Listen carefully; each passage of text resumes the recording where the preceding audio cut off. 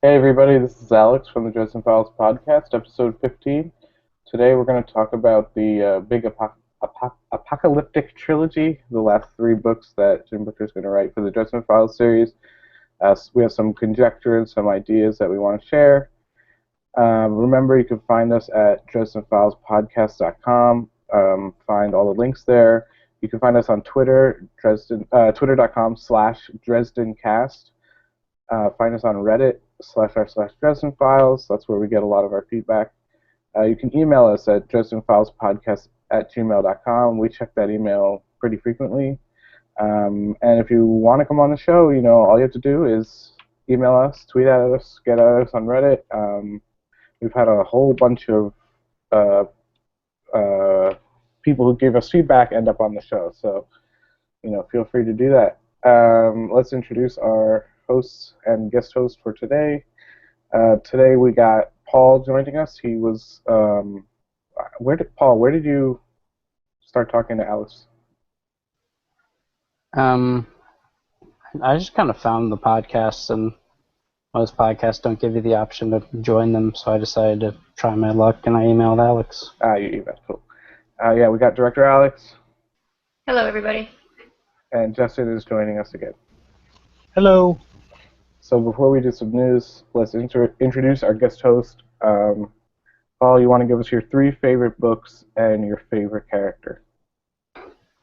My three favorite books are, even though a lot of people don't like it, I think my number one favorite book is Full Moon, because I really like werewolves, and I like that they introduce the alphas, which are now a reoccurring element. I think my second favorite book is Ghost Story, because I like the idea of Harry being completely out of his element, and him being a ghost was the best way to show that.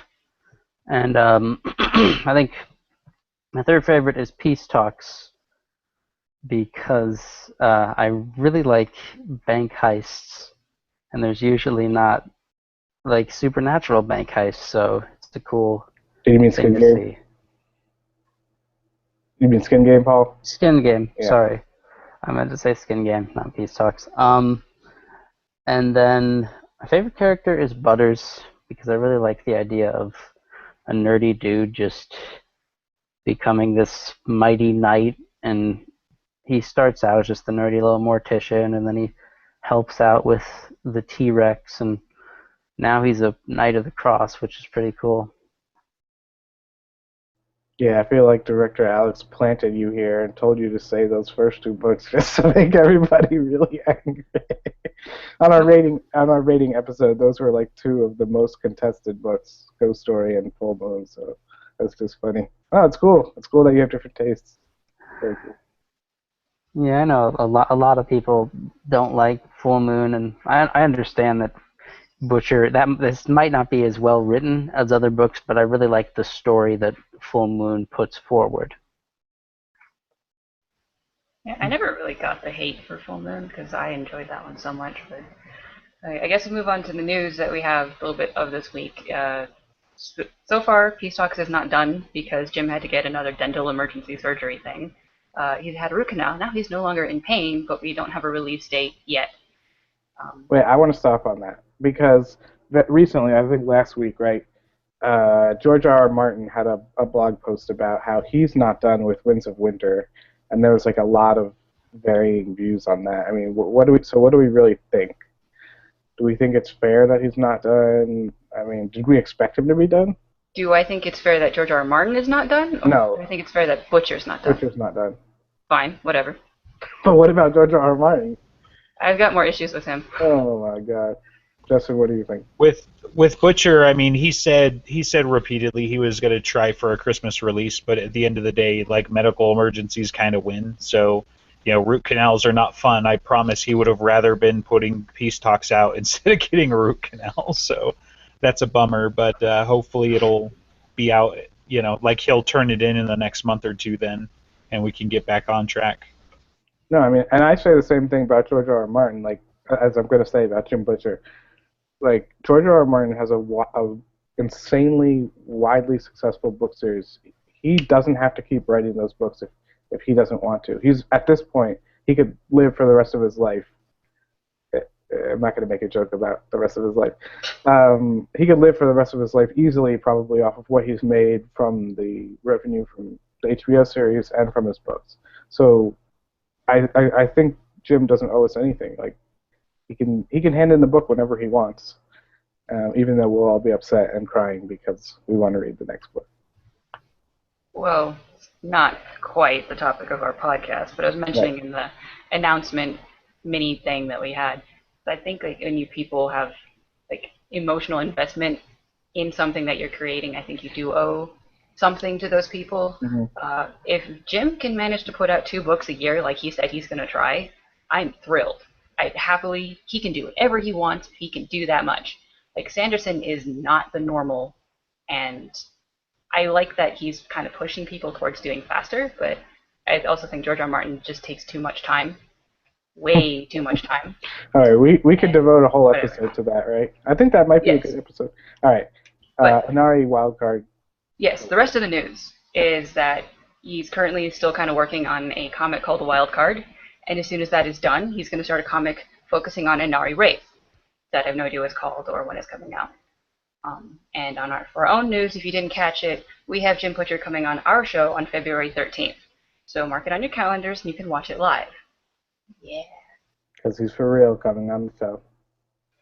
That's what, 5 o'clock Eastern. It's only 5 o'clock Eastern. Yeah, something like that. And 3 o'clock Central Time? You guys are Central Mountain Time? time. Mountain time. Shit, so what time is it Pacific? Oh, it's 3 hours behind Eastern, so 2 o'clock Pacific. 5 o'clock Eastern, because that's the only thing anyone cares about. All is for effect. Was there anything else, Alex? No, that should be all of our news. All right, why don't you bring us into what we're talking about this episode? Okay, so we have very speculation-based subject for this episode of whatever is going to happen in the big Apocalyptic Trilogy. To start off with what we know of it is that it's going to be 3 books, because it's a trilogy. It's going to be books number 21, 22, and 23. And the titles are Hell's Bells, Empty Night, and Stars and Stones. He's also confirmed that Faith from the Remembrance of Faith short story that started Dresden and Murphy working together and doing all sorts of their shenanigans is going to come back and kick it off, kind of for symmetry, he said. So, what do you guys think is going to happen in the trilogy? Anything specific or general?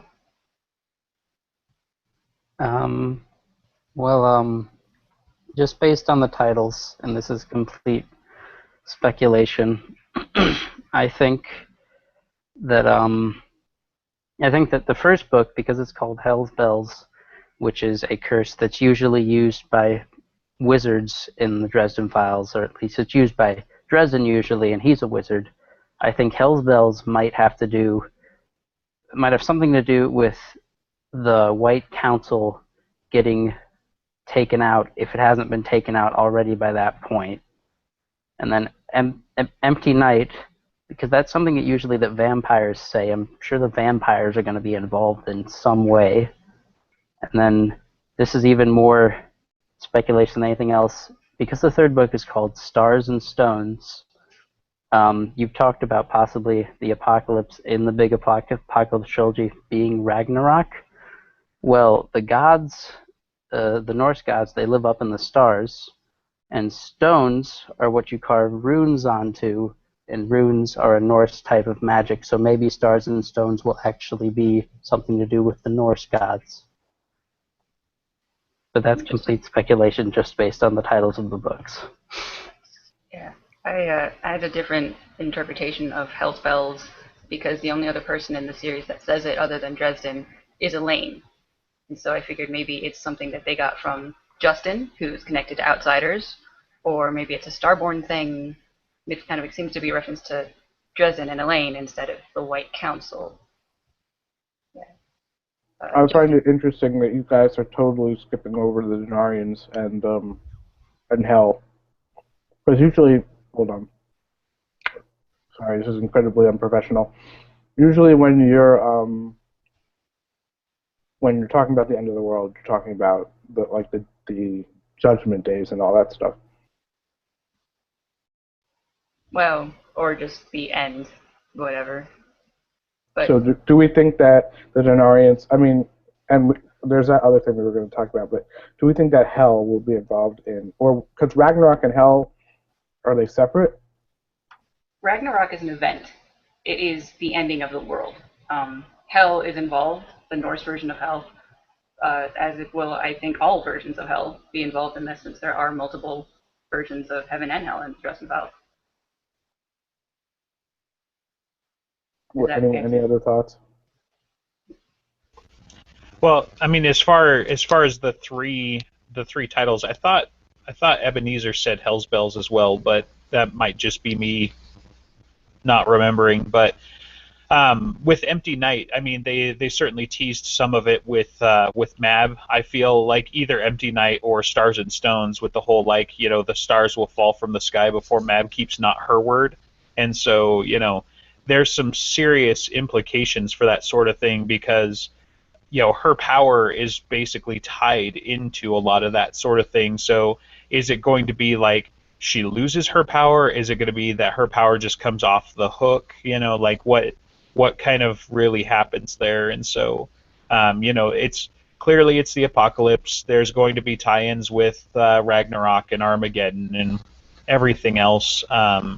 You know, as far as the 3 book titles go, there's still a lot of play there, because, you know, presumably we've got the proverbial fire and brimstone falling from the sky type of stuff, and you know, just everything. You know, as far as like what happens in what specific book, it's a little tougher to say, but like I've got some ideas about who he fights, or who I / want him to fight and not fight at the same time, you know. So there's, I mean, it's the apocalypse. You're gonna, if you go as big as you can think, you may not have gone big enough, because the way everybody already thinks that Dresden's got too much power, like it's gonna be even worse than that in 5 more books. And Empty Night is one of the ones I like to think about the most, because it's used by a lot of different people, specifically the White Court, as a curse. And that connection, that the fact that Mab mentioned the stars not being in the sky, and like the restriction of her not existing anymore. If Empty Night happens, which the mothers also talked about, like better that than Empty Night at one point, they say, I think in Cold Days, then like what is going on? It seems like everything's just going to get really crazy. Any other thoughts? So I'm sorry. So are we saying we think Dresden is going to be part of the cause of the apocalypse? No, I don't think anybody said that. Do you think that? I don't know. I mean, at a certain point, if he has that much power, I don't know. Could be. I mean, it could be a type of trick or something like that, but ultimately, though, you know, it's been set up that the things are in motion, and clearly Nemesis is doing it. So, you know, we could go as far as like where Dresden almost was the mechanism that Amarakius was destroyed, you know, because an innocent or, you know, a non-evil person had to misuse the sword to make it vulnerable. Like, he might be in some play or twist like that, because that's Butcher's kind of style, but clearly somebody set up the mousetrap. He just may be the one to set it off, or, you know, they now have a good target because he meddles in all of their nonsense, all their shenanigans.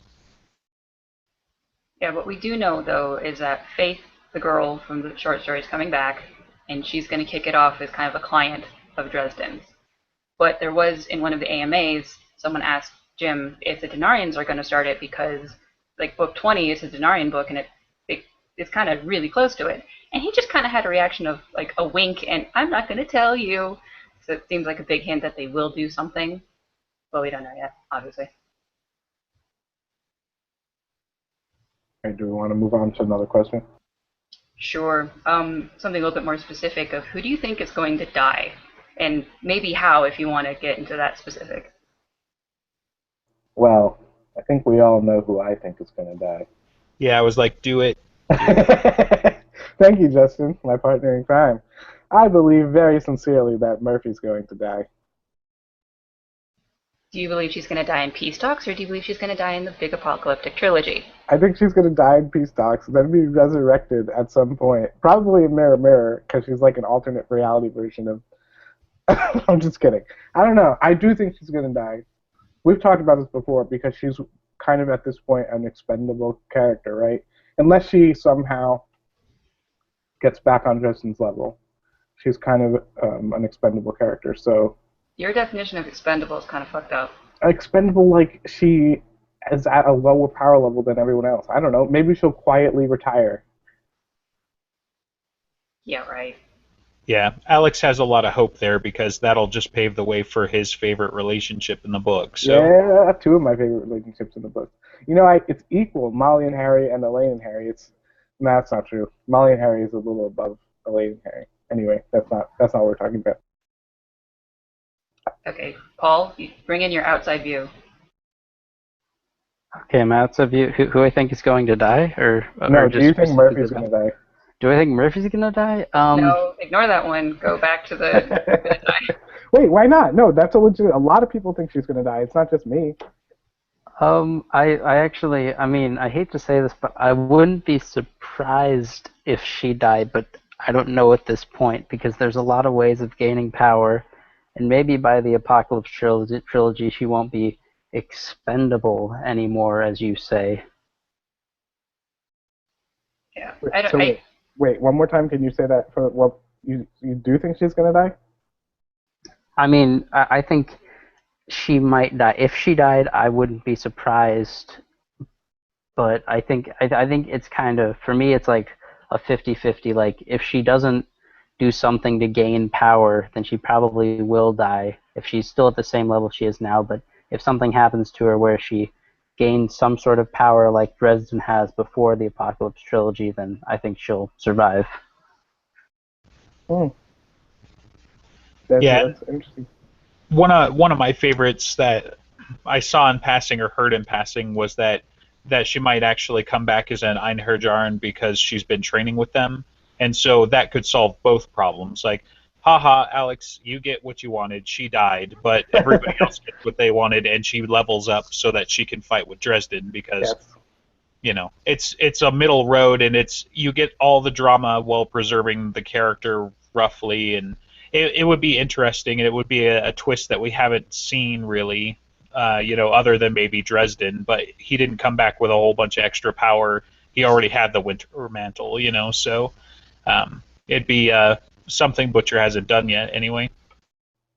No, honestly, I think that would. I hope it happens, but it's pretty obvious at this point. And I do think we should talk about other deaths besides Murphy's, right? Who else do we think is going to die? Director Alex. I think Michael's going to die, or at least become not human anymore. Get out of town. Michael will become Michael's going to become a saint. Are you kidding? I said that. I said he might not be human anymore, so that giant Chekhov's jumbo jet that didn't fire might happen, and he might become an Archangel instead of Uriel or something like that. But, hey, I think... Is that even possible? We were talking about that at one point, that if Uriel falls or is killed at some point, and Michael has his mantle, so to speak, he might be stuck and not be human anymore. That would be awesome. Yeah. Justin, what do you think? Justin? Yeah, that's pretty crazy. I think it'd be ironic for him to wind up, the Archangel Michael, because they've already got them one of those, but it could be circular because, time travel becomes irrelevant when you're at a certain power, I think, but I don't know. Sure, Michael will probably, he's at risk for sure, but at the same time, Uriel and those types of powers, the powers of the White God, have been trying to sell. Look, after Small Favor, Michael did his duty, or not Small Favor. It was Small Favor, right? Yeah. So after Small Favor, Michael did his.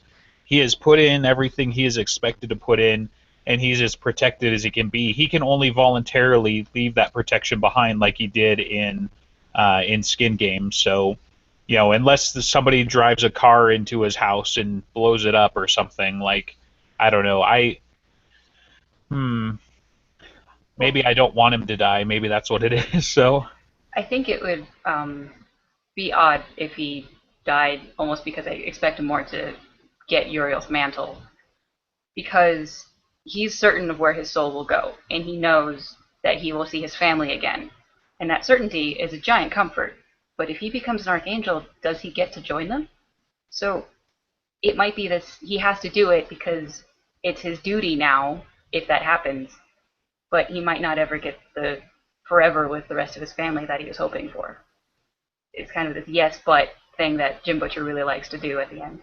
Yeah, that that's definitely a possibility. I mean, sure, Butcher can just kill a character, or he can do his sadistic thing where he doesn't just kill them, but he tortures them in some way that's even worse than dying, which is why I think that there's a chance that that Mouse will not survive the big Apocalyptic Trilogy, and I think that Mouse will die sacrificing himself for Maggie. Because that would be a big blow not only to Dresden but also to Maggie if Mouse died. Are you working for Jim Butcher? Are you like a spy of Jim Butcher here to make us very, very sad? like that is the evilest thing anybody's ever said on this podcast. Yeah. Wow. I think you need to give Jim Butcher lessons on how to be evil. No, we're all learning from Butcher. This is just where that teaching goes. Holy shit. I don't think Jim would ever do something that bad. Are you kidding? You definitely thought of that. Yeah, come on. In changes where you're not quite sure Mister's going to get out and he's spending an awfully long time describing what Mister's doing in the house fire, you didn't think for an instant he might not make it out? Nothing that bad has ever guilty happened. when Mouse got hit by a van and then Dresden thought he was dead. He's like, yeah, he's totally thought that Mouse is going to die and he just might not do it. But that's this thought has crossed his mind. Because you're not necessarily only torturing Harry, you're torturing Maggie, a little girl who's already been tortured and is at the brink of psychological... You think Jim wouldn't do that to a character? I don't. Not to a kid like that. You doubt how evil he is. I guess so. Jeez, maybe this will have to be one of the things we ask him on that episode. Like, he won't answer. That's true. Maybe we shouldn't give him that idea. Honestly, some of the questions I want to ask Jim, since we broached that real quick, is just that I want to ask him questions I know he won't answer because I'm almost hoping he'll give something else away. So if you ask him a broad question like, tell me somebody who dies, he might, maybe answer that. And then you'll kick yourself for freaking 8 years waiting for the next, books to come out. So, but getting it off of the Mouse topic, because that's going to hurt everybody's feelings and nobody wins. But going back to Michael, I was thinking it would almost be worse for Michael to lose Charity if we're going to do the whole, what's the most evil thing we could do to that character type of thing. But I mean, I guess you have the right idea with, they know where they're going, at least because of their faith and that sort of thing. They're as sure in their faith as where their destination would be. Yeah, I think, especially from what Michael said in Skin Game, if he ever had to choose between two of his family members, like if he had to do what Dresden did with Susan and Maggie, he said he wouldn't be able to do that. So that is how you torture Michael. But if Charity died in battle type of thing, I think he'd be content with it. I mean, obviously he'd miss her, but she's like as much as a warrior as he is. So it's different levels of torture depending on how nice he wants to be. But on that Mouse sort of adjacent, do you think Maggie will die? No. Yeah, one of our former guest host, Lexi, she said that Maggie is one of her favorites because she knows that Maggie won't die. Yep. Something that Jim said was that the only one that we know that will survive is Harry. Everyone else is a Maggie's not going to die. I'll stop reading the books. There's no way. That's crazy. Although, if we're talking about the most evil thing that Butcher could do, and I hate giving him these ideas, but he ends the last book with all of Dresden's friends dead beside him, and there's a comet or something that he can't escape from coming right for him, and then he doesn't tell us what happens. God. Oh, man. That's funny. So Maggie, I don't think is going to die. Mostly, like if anything else, just because he's going to write a whole new book series about her. So But that book unless series is going to take place before the Apocalyptic Trilogy. So, maybe at least yeah. partially, but at what point is he got time to do that? Like, look me in the eye and tell me that in his 2 books a day or 2 books a year, sorry, that are going to be Dresden Files and the No, I Sydney think she Friars. means yeah. chronologically it will take place before the big apocalyptic trilogy, like in the scope of the universe, not in real life. He's not going to write the books before the end of Dresden Files. Sure, but there would be no drama whatsoever. It would basically be, and I mean I know he's sort of going for the Scooby Doo effect anyways, but it literally would be like we already know what happens, so it's one of those dangers where I guess if he writes the Apocalyptic Trilogy first, then we'll know she's going to make it, which I think is what's going to happen. So it's going to be like watching your favorite superhero of the week, where you're like he's not actually in danger. We just got to see how he wins this time versus reading a book series about a little girl and her dog who were brutally murdered in the apocalypse. Like, I really don't think that's the young adult series he's going to wind up writing. Well, so two things. One, I think he's writing the Maggie and Mouse series with his sister, so she can be doing the majority of the writing while he's doing all the other stuff, and he just kind of tells her what to do. And on the other side, how old will she be in the Big Apocalyptic Trilogy? So it's got like 8 books, Yeah, I and was going say to bring that's that up. 8 years. She's 10 right now. She could be as old as 18 at the end of it. Yeah, she'd probably be older, Hmm. but still, no, she's not going to kill Molly. Go away, Alex. Well, we didn't even talk about Molly. I mean, damn it. See, fuck. I meant Maggie. Molly's a goner, so. It's possible. Yeah, if you want to torture Michael and have him outlive his daughter. You guys are all terrible. You're the worst. I mean, let's talk about Molly. Right now, she's an immortal, right? But that hasn't really been clarified yet. I don't know. What do you guys think? Well, so she's still a human wizard, but she also has an immortal mantle.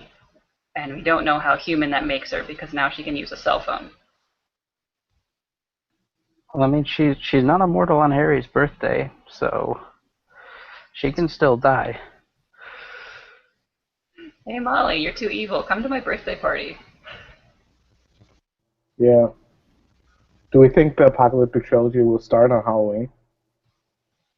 Yeah, I was gonna mention it. Like, it has to at least take place over Halloween, so I might be jumping ahead a little bit, but talking about 3 books, Alex had made notes about Ragnarok covering 3 years, and the way that Butcher writes, his books, it didn't seem completely crazy that he would do an apocalypse over years, and I mean that just kind of makes sense. But I kind of felt like the books would be accelerated a little bit, so a couple of months or something, but yeah, I mean, I anticipate they would do something critical, like kick it off on his birthday, or have it end on his birthday or something.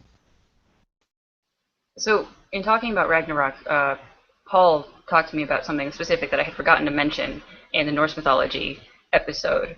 So I'm going to hand over to him so he can be smart and stuff, and I can stop talking for a little bit. Okay, so in Norse mythology, you guys forgot to mention this, but I mean, there's so much makes sense. Before Ragnarok, there's supposed to be like 3 years of an eternal winter, kind of like what you have in the Game of Thrones universe, where winter lasts for more than just the 4 months of the year. Where this winter, where if we go by traditional accounts, then at the end of this 3-year winter, there will only be 2 humans left alive on Earth, and then the gods will just duke it out, and those humans will repopulate after Ragnarok's over. But Butcher's probably not going to do that. But yeah, there's 3 years of winter leading up to Ragnarok. So if Butcher decided to have the big Apocalypse trilogy as the 3 years of winter, and maybe like second half of the last book as actual Ragnarok. That would be interesting because you talked about Mab, and with Harry being the Winter Knight, he's probably going to try and do something to stop this 3-year winter, and maybe Mab won't even be able to stop it, even though she's the Winter Lady, or the Winter Lady. With how tied Harry and his allies are to winter, if there's a 3-year winter, kind of like the effects that Aurora was shooting for in Summer Night, then maybe that's their gambit to try to get as much power as they can in order to fight the outsiders of some form. And it kind of does hint that a trilogy will take place over 3 years, as things are just getting steadily worse. But Justin, Alex, what do you think of that? I don't know. A 3-year winter. I think if there was a 3-year winter, that people would really freak out, and it wouldn't go over very well, right? It would kind of be noticed, right? Well, you said that in peace talks, people, the general mass public, finally start paying attention to magic, so they'll be knowing by that time. Yep. Yeah. So, yeah, the rules are changing, and they're it's getting more dangerous all the time. And in peace talks, it sounded like at least the general authorities are going to get involved, if not, pretty much news. It's going to hit like mainstream news, and the genie will not go in the bottle back after that. So. Yeah. Oh, and another person who's destined to die is Vadarung. There's no way he survived. Can Vadarung die Oh yeah, he's supposed to die. in Ragnarok? Yeah, yeah. But I mean, in the scope of the Dresden Files series, can he die? He can die just like any of the other immortals. Well, only on the 31st. There's probably more restrictions with him because of how he dies in Ragnarok and stuff. It probably something to the effect of a specific person or item makes him vulnerable, but Paul looks like he's bubbling to say something. Okay, sorry, but so you mentioned Vadarung dying. This brings up an interesting theory that I've heard about before, where Harry's not gonna die at the end of the big Apocalyptic Trilogy because he's died already. What some people think is that Harry is going to take over one of the fairy courts, and since he's already the Winter Knight, maybe if the Winter King Vadarung dies, then Harry will take over, and then Molly will be like his Winter Queen. Although that's just kind of complete speculation. I don't think there is a fairy king that is a consort of the fairy queens. There were powerful male fairies. Oberon was one of them. I don't know who this guy is, but Jim said that he didn't last a love triangle between Mab and Titania. So. Right. I thought he went into more detail on that and basically said that Oberon was basically like a fairy lord, but he wasn't actually like there's no king in the sense that he's ever going to be ruler. But you said consort, and I think it's more like king consort, where it's like, sure, they may hook up, but he actually doesn't have any political power. Yeah. And I think that's how right. I think that's how Vadarung Santa Claus works, and how the Goblin King works as well. So. Yeah. But I don't know. Harry is definitely gonna ascend a few more times, by which he probably will get the Black Staff, and Ebenezer's gonna croak. Now Yeah. you can yell at me for more reasons. No, I don't know. I feel like everybody keeps talking about how Ebenezer's going to die, and it's like, I don't know. Wizards live a really long time, and I think it's possible. I think it's ready for this. I think it's more possible he'll ascend to a higher power than Murphy will. Boom. Yeah, I said it. That's crazy talk. Yeah. Ebenezer's getting old for a wizard, and I'm not saying he's not going to go down hard, because Krakatoa was his, right? So, just for an example of raw power, but he's actually on my hit list even for peace talks. So I don't even know if he's going to make it to the trilogy, in my opinion. Yeah, I'm not certain he'd last until the trilogy either. He just kind of seems like he's getting older. He's getting like more desperate to try to do things, and it's another power up that Harry can get if he passes the black staff to him somehow. So then, do we also think the Merlin's going to die and there's going to be a new one? Because he and Ebenezer are supposedly around the same age.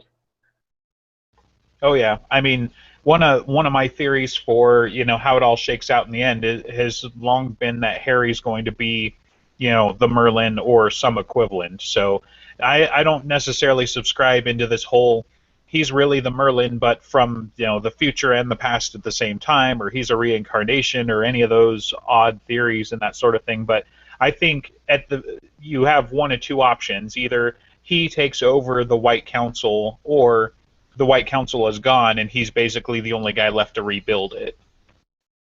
That would fall in the line very much with the Norse mythology Ragnarok of everything's gone and there's these three people left to rebuild things. Um, but if the Merlin croaks, I don't give a shit. I don't care. I feel like he's becoming more likable. Nah. Do you think that the White Council, I don't know, we kind of brushed on this before. Do we think the White Council will make it to the big Apocalyptic Trilogy? Because I feel like in the last book, they were kind of on their last legs. They've been on their last legs since Sicily, to be honest with you, and they got a small reprieve in changes, but the Fomor have been giving them a run for their money. So, the unfortunate fact of wizards is, sure, they live for a long time, but they don't breed nearly as fast as monsters. And so, the fact that they made it this long is just an artifact of Butcher's storytelling in the history of the world. But I think there's a 50-50 chance, but if you made me pick one, I'd say they're not going to make it, and that Dresden and a few select people will, and they'll, it's funny, but in my mind it becomes like, post Return of the Jedi, basically, where you have the expanded universe and Luke like refines the Order and all the stuff that he does on Yavin and founds the Jedi Order again. I kind of feel like that kind of role is in Dresden's future if he were to continue writing books past the trilogy. Yeah, I agree with that. Like, with all of the problems that the White Council has, I don't think they're going to survive because they're not flexible enough. And if these old wizards, they're not going to change, and they need to. And if they're not going to survive it, just for numbers, the people who are going to rebuild it are probably going to be the younger guys, and they're probably going to make it more flexible, and so it won't be the same, even if they do survive. Yeah, I think that's been a popular theory for a long time, ever since they talked about the Merlin journals, that Harry is the new Merlin or some equivalent, and that while he's rebuilding, he writes these as his journals to help the new White Council defeat monsters.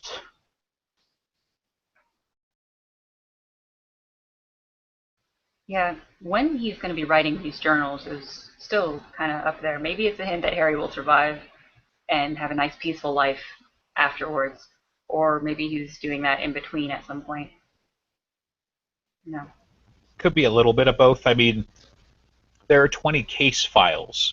So, at the very least, I imagine Harry's been taking notes along the way, but certainly these are sort of his memoirs, and these aren't all the things that he did, but these were the bigger things that he did, was kind of the impression. I mean, you've got stuff like when he went to some of the Midwestern states and things like that, and he dealt with the Unseelie incursion and all these things that he's starting to write into like comic stories eventually, and short stories and side jobs and briefcases and whatnot. But so he is definitely taking notes, I would imagine. But yeah, it's definitely his memoirs and that. Yeah. Anybody else that you think is gonna just die? Anybody we haven't talked about? Because I want to hear all of these crazy things. Sonya. Ow. I don't know. I love him, and I hope he doesn't. I mean, he's got to make it to the end, but you got to think about it. Like, there are two knights and one extra sword, so one of the three of them at least is not going to make it. I would imagine. So Yeah, but it's Sonya. Maybe he'll become religious at the end. Maybe that's it. I don't know. right. I don't know. What about Thomas? I think Thomas is going to make it, but he could die. A lot of people think Thomas is the next knight. I like that idea. I like that idea so much. I also heard that I think Jim said the next knight wouldn't appear until the BAT. I think I remember that from somewhere. Yeah, I remember him saying something like in an AMA or a video where it was like it's going to be pretty much the end. So expect Harry to carry the swords for quite a long time still, or at least the one sword, Amarachius. But does that mean that he couldn't use it before then, like the way Susan used it in Changes? That he might be a temporary person that's capable? Yeah. It's possible, but I'm not sure that I expect anything is going to be as big as Changes until book 20. Like things are going to get bigger and bigger and bigger, but as far as like the clutch of it, where it's like the entire world hangs in the balance, or at least Harry's entire world hangs in the balance, I'm not sure they're going to pull another one of those until book 20. And then, obviously, like my call is they're going to go up to 20. It's going to be the Denarians. The Denarians are actually going to pull off their big thing, and then it's going to fade to black and say to be continued as the trilogy kicks off. Like that's in my mind what's going to happen is that our heroes are going to be like 2 minutes too late, and that kicks everything off. So I mean, maybe they'll hand it out in the meantime. He's tried to do that in other books before, but I'm not sure I would buy that we're going to get a temporary wielder until the real owner shows up. Okay, on that note, I have a question for you guys. What do you think the Denarians will do in book 20? So Nicodemus has the Holy Grail, but he doesn't have any of the other artifacts. And Tessa's still out there being crazy, and all of the other guys that managed to slit through. What do you think they're going to do, and how might they succeed?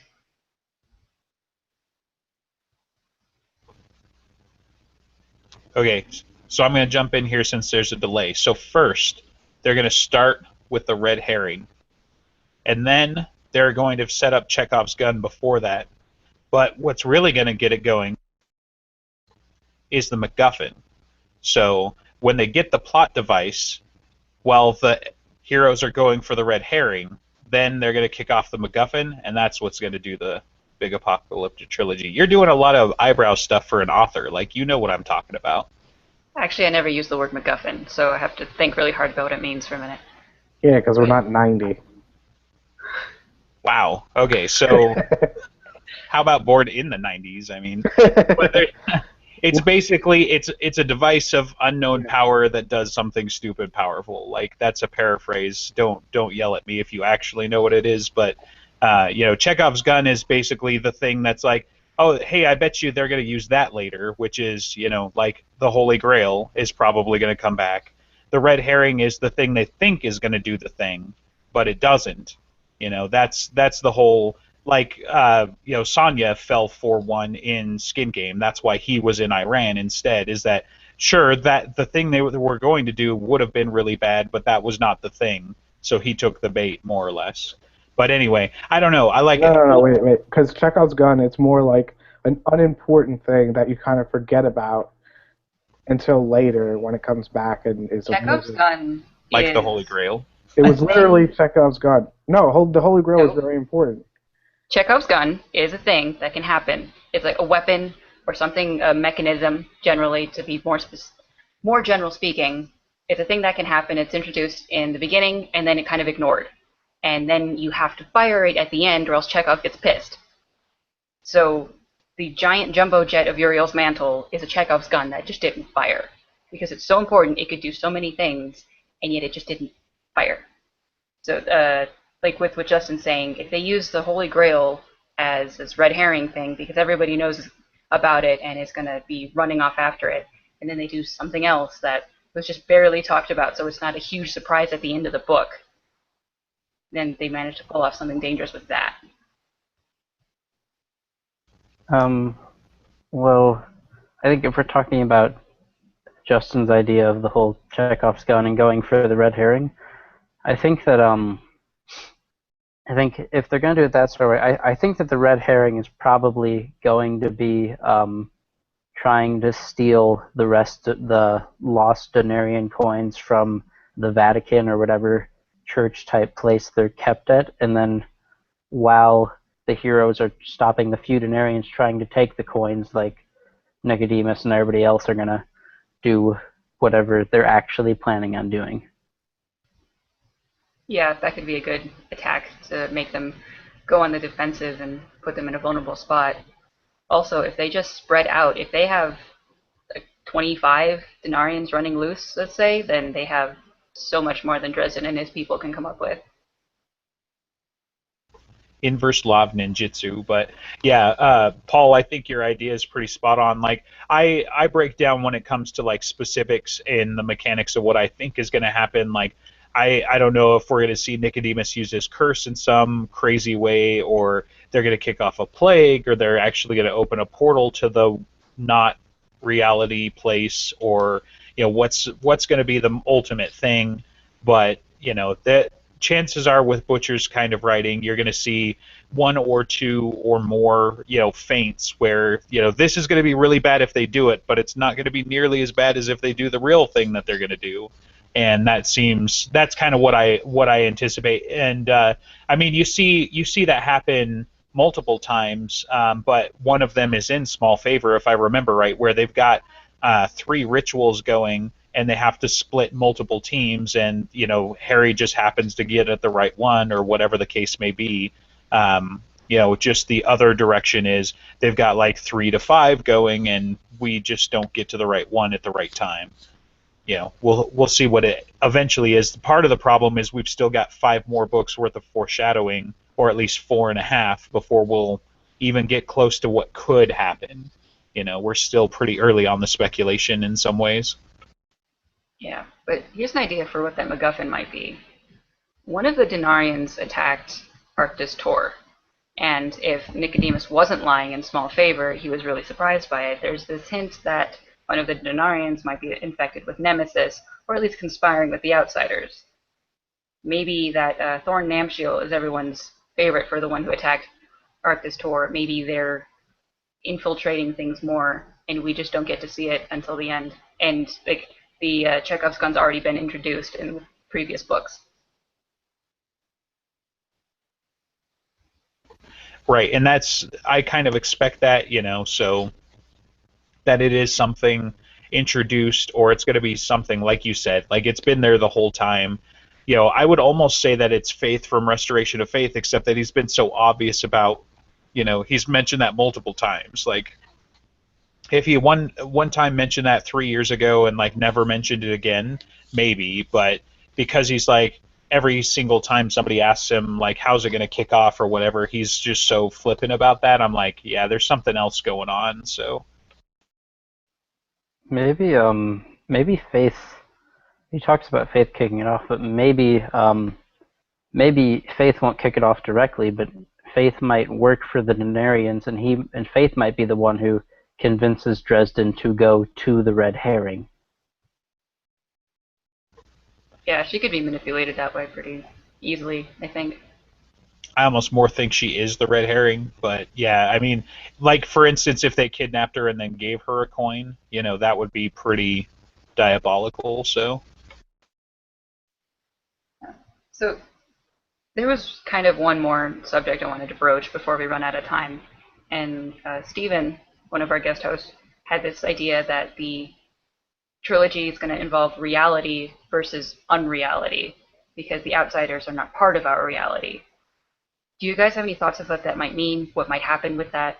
The consequences of reality breaking in the trilogy? So this is kind of why I thought it would be difficult for us to talk about this, because not just this, but the BAT, because there's so many different like elements that are kind of colliding, right? Like hell, the Ragnarok, the fairies, the vampires, and then the outsiders, and they're all kind of like coming together, and we don't really know which way it's going to go, and I don't know. Like, how can maybe to kind of to answer your question, like I don't really think I can't really think of how the outsiders would play into all of this. What do you guys think? Well, if the outsiders are the big bad of the entire series, they're the ones that everyone's going up against, or at least the biggest threat, because they can tear apart the universe and our reality and everything inside it. So this, I don't know, like all of the different things that are coming into play in the big apocalyptic trilogy is exactly why I want to talk about it, because I want to hear everybody else's thoughts on it. So, I don't know. Somebody At else the talk. same time, you can't really say that they're sorry, Justin. No, wait 1 second.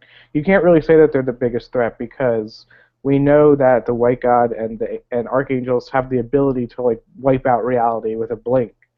So I don't know. It's a tough question. What do you think, Justin? Yeah, I mean it is a tough question, but you can take it various different paths. Like the earlier I kind of teased like my hope slash fear. I mean, somebody something needs to be leading the outsiders. So are we going to fight some epic level monster like Cthulhu? Are we going to see some house sized monster that's sleeping underneath the island underneath Demon Reach, during the Apocalyptic Trilogy. Without spoiling it too much, I mean, even though we do spoilers on the show, in Warcry, like he fights big monsters. Like the outsiders are not just these little creatures. You even see a taste of that in Cold Days, where they're like, you know, they are the size of some of these formations of soldiers themselves that they're fighting. So presumably he's going to end up fighting outsiders on that scale, and what's that going to look like? But if you ask me how it's all going to shake out, what it's going to look like, so the Denarians do their thing, and Cthulhu walks through the portal, or whoever it is, because copyright and stuff, and then basically Dresden beats him because reasons, and he's the good guy, and he's got to win. But Alex brought up an interesting thing. So reality's broken and it reshapes. One of the ways that it could do that is like the never never kind of spills into our world in a more direct way. So you get these, patches of fairy and patches of other things. Give it a couple of millennia, and then you get monsters that develop Pokemon like powers, and then the Lost Legion comes through from the past, and it opens up to Codex Alera's world.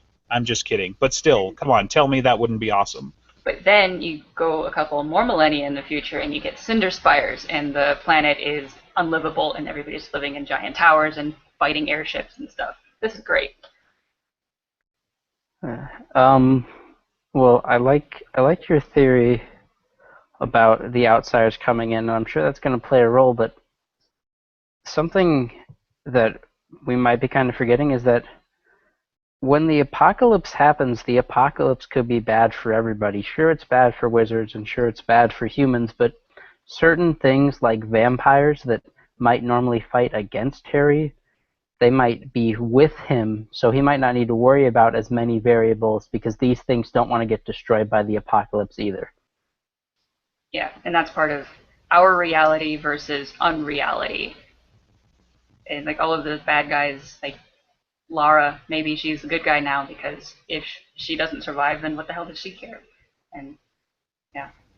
Right. No, I definitely expect a lot of the enemy of my enemy is my friend, especially out of the White Court, because they're like, well, we can't politicize and blackmail the outsiders to go away, so I guess we're just going to have to throw down because we really are secret badasses, like you see in Turncoat.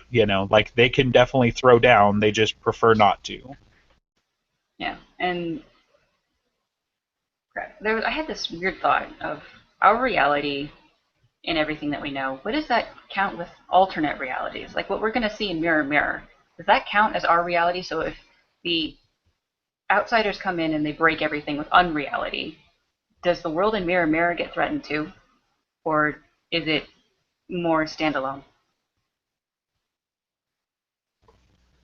It's a good question. I almost kind of feel like they would be standalone in the sense that maybe in the alternate universe there isn't even a nemesis, so they don't even hardly care about the outsiders other than they call them for power.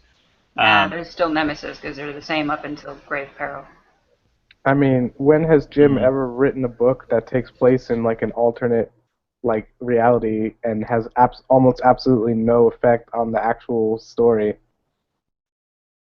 What book might that be? No, I don't. I don't know. I think that whatever happens in Mirror Mirror will have some effect on the Harry Prime's reality. I was But talking about will Ghost Story, by the way. but will the Big Apocalypse trilogy affect Harry, alternate Harry? What? Oh, I don't know. That's the question. You know, I it'd just be go ahead, um, Paul. okay. I mean, well, people talk about Mirror Mirror, and I think the idea in Mirror Mirror is that a lot of alternate reality, um, alternate reality Harrys are gonna get killed. Like hockey stick Harry's gonna die.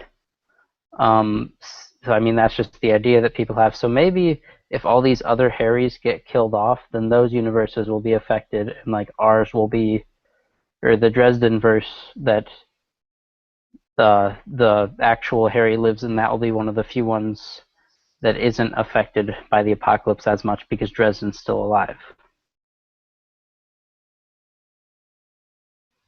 Yeah, that could be it. Because obviously, if the changes is like if Harry's not there to fight him and he's the one that has to because Margaret did some crazy shit back when, then yeah, obviously they're gonna. I don't know. This is fucking hard. I don't know. Do you guys have any other thoughts? Should we wrap up? Maybe that's what Jim Butcher meant when he said Harry survives. Dun dun dun. Yeah, and then Maggie survives, and Murphy survives, and Molly's dead, and everyone's happy. Maybe everyone from this Dresdenverse survives, but the Dresden that survives is the Dresden from the TV series. We were Get out. talking. We were Get talking out. about. We were talking about how we really hope that in Mirror Mirror there's an alternate reality that is the TV show series, and Dresden just kills him. Yeah, that's like what I said, that I think Harry's gonna off like the Harry that uses a hockey stick instead of an actual staff. Yeah, I want to see a montage of all these Harrys that get killed, and Oops. one of them being wielding a hockey stick with a dark-headed Murphy. Oh, good. Such a bad show. All right, let's wrap it up. Um, Thank you, everyone, for joining us for the 15th episode. I mean, is there anything else that we need to talk about? Because we're at an hour now. No, we're good. 15th episode of Dresden Files podcast. Thank you for joining us. Another reminder, on the 13th of February, we'll be having Jim Butcher join us. It's going to be a great show. You can find all the links at josephfilespodcast.com. And thank you for listening or watching. Thanks.